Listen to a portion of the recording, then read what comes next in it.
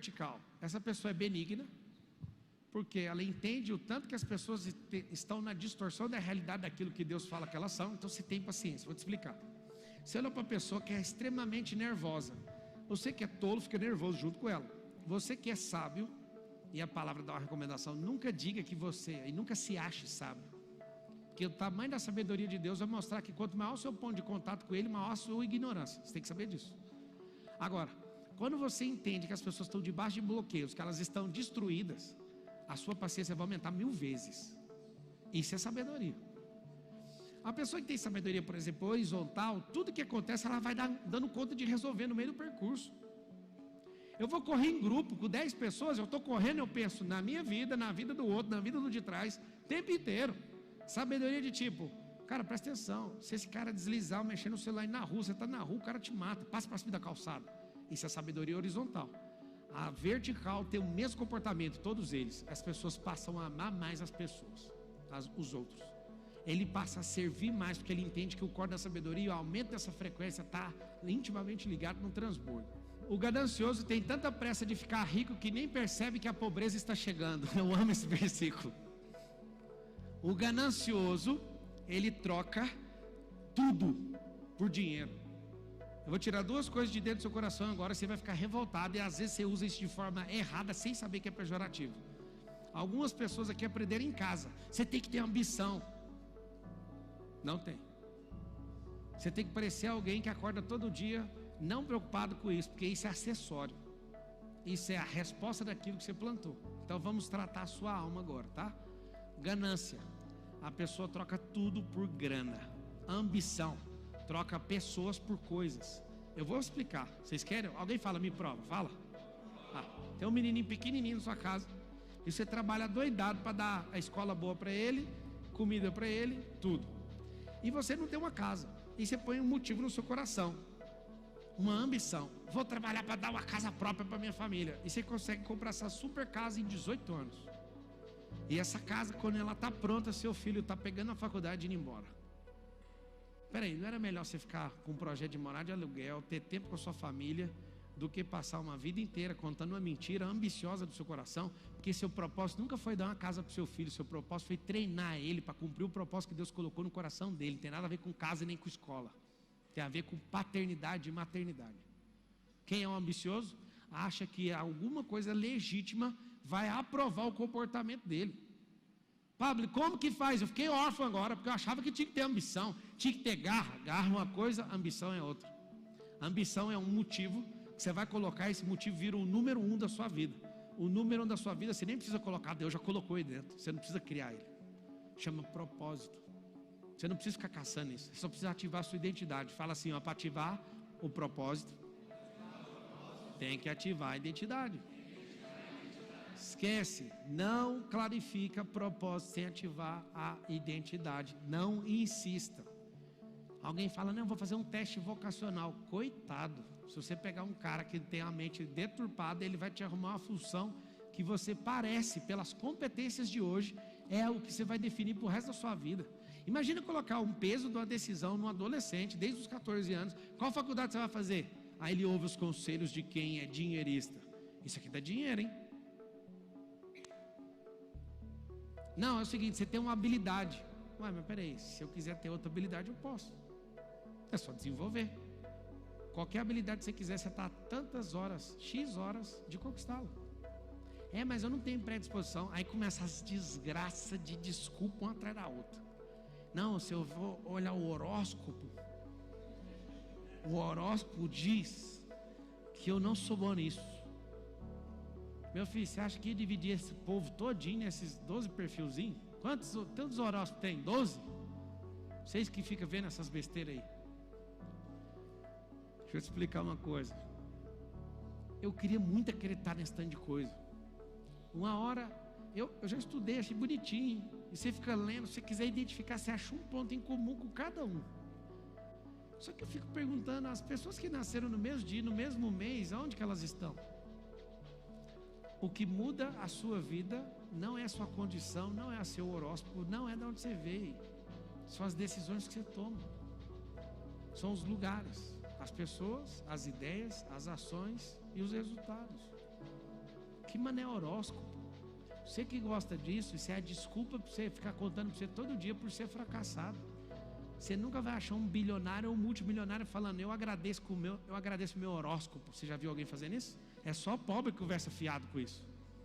Não, você já viu um podcast? Alguém, não, eu tenho que agradecer lá o Cavaleiro do Zodíaco, eu tenho que agradecer não sei o quê, eu tenho que agradecer. Não tem, nunca vi. Eu assisto podcast pra caramba. Nunca vi. Esse papo é de gente derrotada, que fica o dia inteiro falando, mas tem base científica. Deixa eu te falar, qualquer coisa tem base científica. Pega uma amostra, testa, pega 2 cientistas, assina, tem base científica. Prova disso é que nas escrituras sagradas existe aproximadamente 300 versículos sobre anjos. Vocês têm que aprender sobre anjos, 300 versículos. 500 sobre amor. 500. O amor tudo sofre, tudo crê, tudo espera. Vocês nem esperam ler, vocês já viram lá, né? 700 sobre fé. Fala comigo assim, fé é imaginação. E mais de 2.350 versículos falando sobre dinheiro e riqueza. Alguém que é mais sabido aí, amigo do Salomão, por que a Bíblia fala tanto disso? Por quê? Alertando você contra a ganância, alertando você contra a ambição, entendendo que a riqueza tem propósito. Todo mundo escreve isso aí, riqueza tem propósito. Perdeu o propósito da riqueza, se arrumou o maior problema da sua vida. Lembra da figura de 3 pessoas, os 3 chamam José. Não, vocês têm que anotar isso dentro do coração. Olha esses 3 caras aqui, 3 Josés.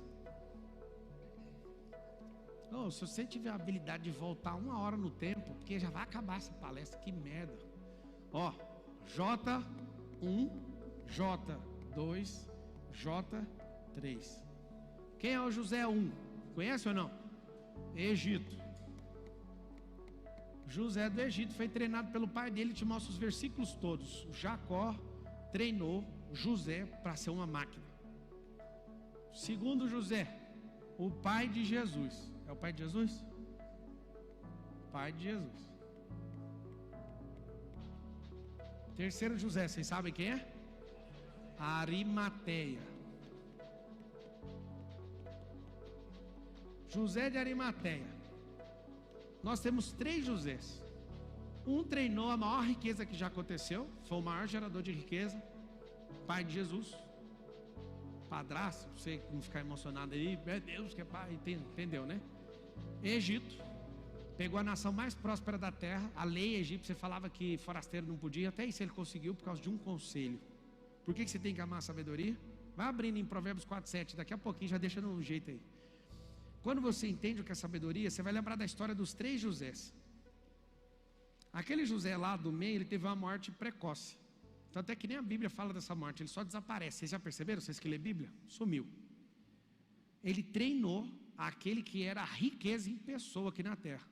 Mas a riqueza em pessoa, quando chega, está com riqueza? Não, mas Deus mandou entregar a riqueza, ouro e mirra. Na morte, o Deus vivo deixou os discípulos levarem Jesus ser jogado no meio do pasto? Não, usou o terceiro José. Presta atenção que eu estou te falando. O primeiro José salvou a casa de Israel, o segundo José treinou o Messias, e o terceiro, os últimos atos, por network, conseguiu liberação do corpo, porque ele era senador da república, ele era dono de companhia de navio, e era um homem extremamente rico e influente. Ele era um discípulo oculto de Jesus, muito rico, conseguiu colocar Jesus na rocha, lugar onde morto é colocado, de morto rico, de família rica, conseguiu liberação do corpo com influência, e conseguiu uma roupa caríssima, de linho finíssimo, que era a coisa mais absurda há 2000 anos atrás.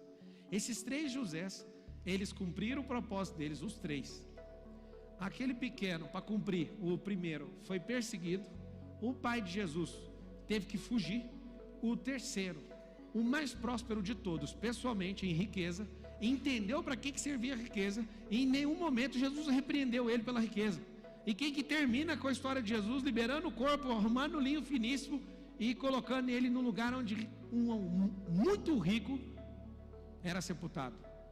O discípulo oculto que pegava toda a grana para investir naquilo que Deus chamou. É isso que eu quero que vocês entendam. Isso é libertador. Não fiquem com raiva.